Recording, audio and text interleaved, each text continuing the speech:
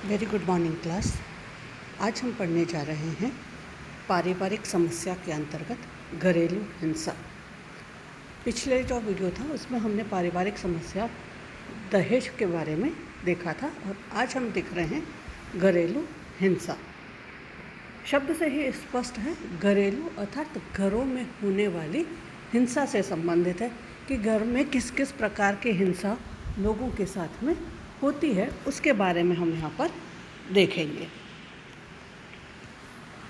सामान्य रूप में देखें घरेलू हिंसा का अर्थ क्या है, तो हम कहते हैं सभ्य समाज में वैसे तो हिंसा का कोई स्थान नहीं है, लेकिन प्रत्येक वर्ष घरेलू हिंसा के जितने मामले सामने आते हैं वे एक चिंतनीय स्थिति को रेखांकित करते हैं। घरेलू हिंसा न केवल विकासशील या अल्प विकसित देशों की समस्या है, बल्कि यह विकसित देशों में भी बहुत प्रचलित है। घरेलू हिंसा हमारे छद्म सभ्य समाज का प्रतिबिंब है। पीड़ित के खिलाफ हमलावर द्वारा अपनाई जाने वाली विभिन्न प्रकार की गतिविधियों में शारीरिक शोषण, भावनात्मक शोषण, मनोवैज्ञानिक दुर्व्यवहार या वंचितता, आर्थिक शोषण, गाली गलौज, ताना मारना, धक्के मारना, लात मारना आदि शामिल होता है।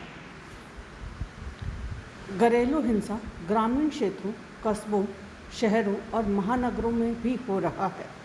घरेलू हिंसा सभी सामाजिक वर्ग, चाहे वह उच्च वर्ग हो, चाहे निम्न वर्ग हो, चाहे विकसित जातियाँ माने हम उच्च जातियाँ माने, चाहे पिछड़ी जातियाँ माने, सबके अंतर्गत हम इसको देखते हैं।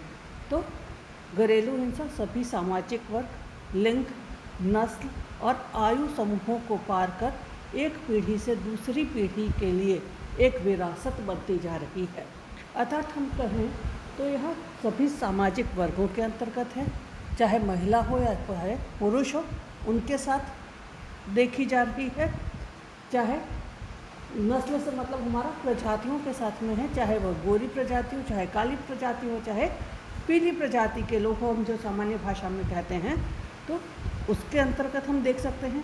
और किसी भी एक बच्चे से लेकर के और एक बुजुर्ग के साथ में 80 साल तक के व्यक्ति, 90 साल, उनके साथ हम घरेलू हिंसा को देख रहे हैं। और यह अब एक पीढ़ी से दूसरी पीढ़ी को एक विरासत के रूप में हस्तांतरित हो रही है, क्योंकि जो बच्चे अपने घरों में घरेलू हिंसा को होता देख रहे हैं वे अपनी आने वाली जो दूसरी पीढ़ी है उसके अंतर्गत वे भी ऐसा ही व्यवहार कर रहे हैं। यह हिंसा अपनी शक्ति दिखाने और दूसरे व्यक्ति को अपने काबू में करने के उद्देश्य से की जाती है। कि जो हिंसा हो रही है वह एक पक्ष दूसरे पक्ष के ऊपर अपना स्वामित्व या अधिकार जो है वह दिखाना चाह रहा है और उस आधार पर हम इसको देख रहे हैं।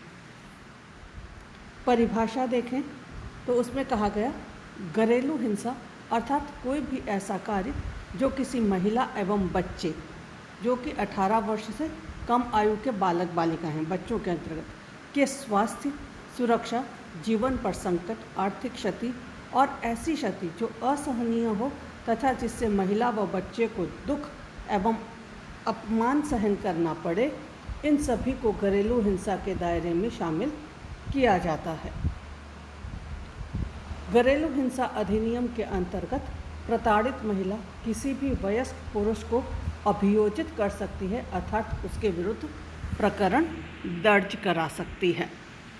जो सामान्य रूप में स्थिति मानी गई थी वह पहले केवल ये माना गया था कि घरेलू हिंसा जो है महिला और बच्चों के विरुद्ध होती है, लेकिन कुछ वर्षों पहले न्यायालय ने यह निर्णय दिया कि घरेलू हिंसा केवल महिलाओं के खिलाफ ही नहीं होती है, घरेलू हिंसा में कई बार पुरुष भी प्रताड़ित होते हैं और इसलिए यह जो नियम है, यह जो कानून है, यह पुरुषों के ऊपर भी लागू होगा। घरेलू हिंसा के कारण, पहला कारण मान रहे हैं दहेज का नहीं मिलना अथवा कम मिलना। या तो विवाह के अंतर्गत दहेज की डिमांड की गई है, दहेज मांगा गया है या अपेक्षा की गई है और उतना दहेज नहीं मिला है, कम मिला है, तो वह एक झगड़े का कारण रहता है जिसमें प्रतिदिन महिला को प्रताड़ित किया जा रहा है, ताने मारे जा रहे हैं। दूसरा, अपने माता पिता के घर से धन या धन संपत्ति जो है वह लाने से इनकार करना, कि विवाह के बाद बार बार उसको परेशान करना कि अपने पिता से आज ये लेकर आओ, अपने पिता से आज ये लेकर के आओ। अगर वह नहीं ला रही है तो उसको घर के जो सदस्य हैं वह परेशान कर रहे हैं। नेक्स्ट, माता पिता द्वारा शादी के अवसर पर किए गए वादे पूरे ना करना। नेक्स्ट, विवाहेतर संबंधों की शंका होना, कि विवाह हो गया और उसके बाद भी आपका किसी और पुरुष के साथ या किसी और स्त्री के साथ में अब संबंध है तो वहाँ पर परेशानी है। या शादी से पूर्व जो आपके कोई संबंध हैं, प्रेम संबंध, उनके साथ में अभी भी जुड़ा होना वह परेशानी का कारण है। या शंका होना, जुड़ा होना नहीं है बल्कि जुड़े होने की शंका होना भी एक समस्या उत्पन्न करता है। नेक्स्ट, यौन उत्पीड़न का विरोध करना, कि किसी भी प्रकार से महिला या पुरुष के ऊपर दबाव डालना और यौन उत्पीड़न उसका करना मानसिक और शारीरिक रूप से, तो हम उसको इस श्रेणी के अंतर्गत रखते हैं। नेक्स्ट हम कहें गर्भधारण के अयोग्य होना, किसी को यह पहले मालूम नहीं है कि महिला या जो है वह गर्भधारण कर पाएगी या नहीं। और कई बार ज़रूरी नहीं है कि हमेशा हम कहें कि महिला की ही इसके अंतर्गत गलती होती है। कई बार पुरुष को भी कोई ना कोई शारीरिक प्रॉब्लम ऐसी होती है जिसके कारण से महिला जो है वह गर्भधारण नहीं कर पाती है, लेकिन ताने केवल जो है वह परेशानी जो है ज़्यादातर वह महिलाओं को सहन करनी पड़ती है। नेक्स्ट, पुत्र को जन्म न देना, इसका भी कारण महिला नहीं है, लेकिन जो सामाजिक व्यवस्था है उसके अंतर्गत महिला को ही इसके लिए प्रताड़ित किया जा रहा है, जबकि पुत्र या पुत्री का होना वह पुरुषों के जो गुणसूत्र हैं उनके ऊपर निर्भर करेगा। नेक्स्ट, पति का बेरोजगार होना, पति अगर कोई काम धंधा नहीं कर रहा है, कोई कार्य नहीं कर रहा है, तभी भी वह अपनी पत्नी को प्रताड़ित करता हुआ देखा जा सकता है। और वो कोई काम धंधा नहीं कर रहा, इसका जो आरोप है वह भी पत्नी के ऊपर या परिवार में महिला के ऊपर लगा दिया जाता है। और कई बार पत्नी बहुत अधिक कमा रही है, काम कर रही है और पति बेरोजगार है, तो पत्नी के घर वालों के द्वारा या पत्नी के द्वारा उस पति को प्रताड़ित किया जाता है। कार्यस्थल पर पति की समस्या, काम कर रहा है पति वहाँ पर और उसके काम में कोई सफलता या कोई परेशानी आ गई है व्यवसाय के कारण या नौकरी के अंतर्गत किसी प्रकार की कोई समस्या आ गई है और उस समस्या से वह मानसिक रूप से परेशान है, तो उस परेशानी के अंतर्गत भी वह कई बार घर के जो लोग हैं, पत्नी या बच्चे, उनकी मारपीट या उनसे लड़ाई झगड़ा जो है वो वहाँ पर देखा जा सकता है। नेक्स्ट हम कहते हैं महिलाओं के आगे बढ़ने से घर के अंदर पुरुष सदस्य द्वारा अपने को परंपरागत स्थिति में नहीं पाना। कई बार ये होता है कि महिला जो है वह पुरुष से उच्च स्थान पर नौकरी कर रही है या उच्च पद पर आसीन है, तो परिवार के अंतर्गत जो पुरुष हैं, दूसरे पुरुष, भले ही उनके आपसी सहमति हो, आपसी अंडरस्टैंडिंग बात हो, लेकिन जो परिवार के अंतर्गत दूसरे लोग हैं वह उनको इस बात के लिए, जो पुरुष है उसको इस बात के लिए कि अरे यार तेरी तो क्या सुनता होगा, कोई क्या सुनेगी, वो तो तेरे से ऊपर है, तेरे से ज़्यादा कमा रही है। तो वह जो स्थिति है वह पुरुष के लिए, जो हमारा पारंपरिक समाज है उसके अंतर्गत वह परेशानी उत्पन्न करता है। नेक्स्ट, महिलाओं द्वारा अच्छे कपड़े पहनना जो है वह भी जो परंपरागत व्यवहार है उसके अंतर्गत यह है कि जो कपड़े हैं वो आपके गरिमापूर्ण होने चाहिए, नो डाउट गरिमापूर्ण कपड़े होने चाहिए, लेकिन वह एक सीमा से ज़्यादा जो है आप उसको परेशान करने वाले उसके अंतर्गत नहीं रख सकते। उन्मुक्त स्वभाव का होना, कि चार लोगों के बीच वो बहुत अच्छे से खुल करके बात कर लेती है, बैठ करके उनके बीच में अच्छे से बात कर लेती है, तो ये माना जाता है कि ये तो उसका चाल चरित्र अच्छा नहीं है। बहुत अधिक उन्मुक्त व्यवहार जो है वह उनको वहाँ पर दिखाई देता है। नेक्स्ट, पति का शराबी होना, पति का शराबी होना, यह कारण घरेलू हिंसा के लगभग 1/4 मामलों के अंतर्गत हम उत्तरदायी मानते हैं कि जो स्थिति है वह वहाँ पर देखी जाती है कि शराब के लिए पत्नी और बच्चों के द्वारा मना किया जा रहा है, तो पति के द्वारा पत्नी की पिटाई हो रही है, वह पैसे देने को मना करती है। अगर वह कमा रही है और पति नहीं कमा रहा है, वो पैसे देने को मना कर रही है, तो पिटाई होती है। तो ये जो स्थिति है वह वहाँ पर देखी जा सकती है। नेक्स्ट अब देखें, घरेलू हिंसा कानून के अंतर्गत आने वाली हिंसा के प्रकार कौन कौन से हो सकते हैं। ये जो हमने देखे सामान्य कारण है और उनको हमने डिफाइन किया। अब घरेलू हिंसा जो कानून बना हुआ है उसके अंतर्गत आने वाले हिंसा के प्रकार कौन कौन से हैं। पहला, शारीरिक हिंसा। इसके अंतर्गत हम देखते हैं मारना, ठोकर मारना, मुक्का मारना, चांटे मारना, पिटाई करना, लात मारना, ये सारी जो चीज़ें हैं जिससे महिला को किसी प्रकार का शारीरिक नुकसान पहुंच रहा है, व्यक्ति को शारीरिक नुकसान पहुंच रहा है, तो वह इस श्रेणी के अंतर्गत रखा जाएगा। नेक्स्ट, लैंगिक हिंसा। उसको अपमानित करना, बलात्कार, अश्लील बातें करना, उसके साथ दुर्व्यवहार करना और उसकी अनिच्छा के विरुद्ध यौन संबंध स्थापित करना, यह इस श्रेणी के तहत। अगर विवाहित है और उसकी महिला की अनिच्छा के विरुद्ध हो रहा है तभी भी वह इस लैंगिक हिंसा के अंतर्गत आएगा। तीसरी बात, आर्थिक हिंसा। बच्चों की पढ़ाई के लिए पैसे नहीं देना, घर का खर्चा नहीं चलाना, जैसे खाने या दवाई, कपड़े इत्यादि के लिए जो खर्च की आवश्यकता होती है वो नहीं देना, नौकरी करने से उसको रोकना, कोई काम जो रोजगारमुखी हो उससे संबंधित है उसे करने से रोकना, सब कुछ जो है वह आर्थिक हिंसा के साथ में देखा जाएगा। नेक्स्ट हम देखें, मौखिक और भावनात्मक संबंध। किसी महिला या लड़की को किसी भी वजह से अपमानित करना, उसके चरित्र पर दोषारोपण लगाना, मर्जी के खिलाफ उसकी शादी करना, आत्महत्या की धमकी देना, गाली गलौज करना, ये सब मौखिक दुर्व्यवहार के अंतर्गत रखे जाएंगे।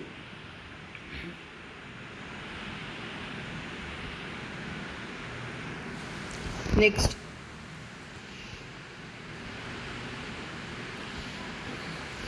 पुरुषों के विरुद्ध घरेलू हिंसा। भारत में पुरुषों के खिलाफ घरेलू हिंसा भी धीरे धीरे बढ़ रही है। समाज में पुरुषों का वर्चस्व यह विश्वास दिलाता है कि वे घरेलू हिंसा के प्रति संवेदनशील नहीं हैं। हाल ही में चंडीगढ़ और शिमला में सैकड़ों पुरुष इकट्ठा हुए जिन्होंने अपनी पत्नी और परिवार के अन्य सदस्यों द्वारा उनके खिलाफ की जाने वाली घरेलू हिंसा से बचाव और सुरक्षा की गुहार लगाई थी। तो इसी आधार पर मैं आपको बता रही हूँ कि अब जो स्थिति है उसमें घरेलू हिंसा जो है उसके अंतर्गत केवल महिला या बच्चों को ही नहीं शामिल किया गया है, वरन घरेलू हिंसा के अंतर्गत पुरुषों को भी शामिल किया गया है और माना गया है कि अब स्थिति परिवर्तित भी हो रही है। कहीं कहीं पर पुरुषों को घरेलू हिंसा का सामना करना पड़ रहा है। नेक्स्ट, बच्चों के विरुद्ध घरेलू हिंसा। समाज में बच्चों और किशोरों को भी घरेलू हिंसा का सामना करना पड़ता है। वास्तव में हिंसा का यह रूप महिलाओं के खिलाफ हिंसा के बाद रिपोर्ट किए गए मामलों की संख्या में दूसरा है। शहरी और ग्रामीण क्षेत्रों तथा भारत में उच्च वर्ग और निम्न वर्ग के परिवारों में इसके स्वरूप में बहुत भिन्नता दिखाई देती है। शहरी क्षेत्रों में यह अधिक निजी है और घरों की चार दीवारी के भीतर छिपा हुआ है, लेकिन ग्रामीण क्षेत्रों में यह बाहरी रूप में दिखता है और खुलेआम यह दिखाई भी देता है। बुजुर्गों के विरुद्ध घरेलू हिंसा।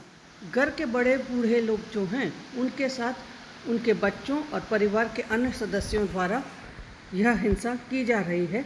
घरेलू हिंसा की यह श्रेणी भारत में अत्यधिक संवेदनशील होती जा रही है। इसमें बुजुर्गों के साथ मारपीट करना, उनसे अत्यधिक घरेलू काम करवाना, भोजन न देना तथा उन्हें शेष पारिवारिक सदस्यों से अलग रखना, उनके साथ किसी फंक्शन में किसी काम में शामिल नहीं करना देखा जा रहा है। जबकि भारत में बुज़ुर्गों की बहुत अच्छी स्थिति हुआ करती थी, बुज़ुर्गों का सम्मान हुआ करता था, लेकिन भारत जैसे देश में आज ओल्ड एज होम बन गए हैं और वहाँ पर बुज़ुर्गों को रहने के लिए मजबूर किया जा रहा है।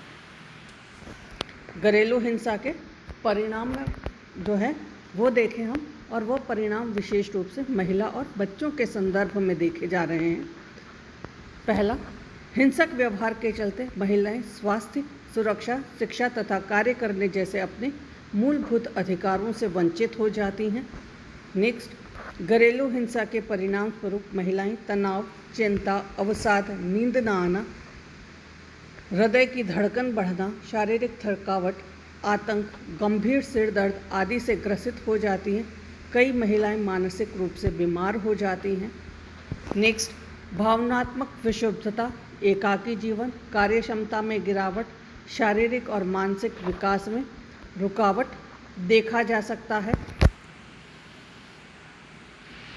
नेक्स्ट, घरेलू हिंसा का सबसे व्यापक प्रभाव बच्चों पर पड़ता है। सीटी स्कैन से पता चलता है कि जिन बच्चों ने घरेलू हिंसा में अपना जीवन बिताया है उनके मस्तिष्क का कॉर्पस कॉलोसम और हिप्पोकैम्पस नामक भाग जो है वह सिकुड़ जाता है, जिससे उनकी सीखने, संज्ञानात्मक क्षमता और भावनात्मक विनियमन की शक्ति जो है वह प्रभावित होती है। बच्चे को क्योंकि उसमें हर समय डर लगता है, थोड़ी सी भी जोर की आवाज़ होती है बच्चा सहम जाता है और घबरा जाता है और काम नहीं कर पाता है। बालक अपने पिता से गुस्सैल और आक्रामक व्यवहार सीखते हैं। इसका असर ऐसे बच्चों का अन्य कमज़ोर बच्चों व जानवरों के साथ हिंसा करते हुए देखा जा सकता है। बालिकाएं नकारात्मक व्यवहार सीखती हैं और वे प्रायः दब्बू हो जाती है, गुमसुम रहने वाली या परिस्थितियों से दूर भागने वाली बन जाती हैं। वे किसी भी व्यक्ति के साथ में खुल करके अपनी बात नहीं कह पाती हैं। हर समय उन्हें एक भय सताता रहता है, डरती रहती हैं वे, और जो काम उन्हें आता है उस काम को भी वे सुचारू रूप से नहीं कर पाती हैं। तो यह सारी जो स्थिति है यह भारत में घरेलू हिंसा के साथ में जुड़ी हुई है। धन्यवाद।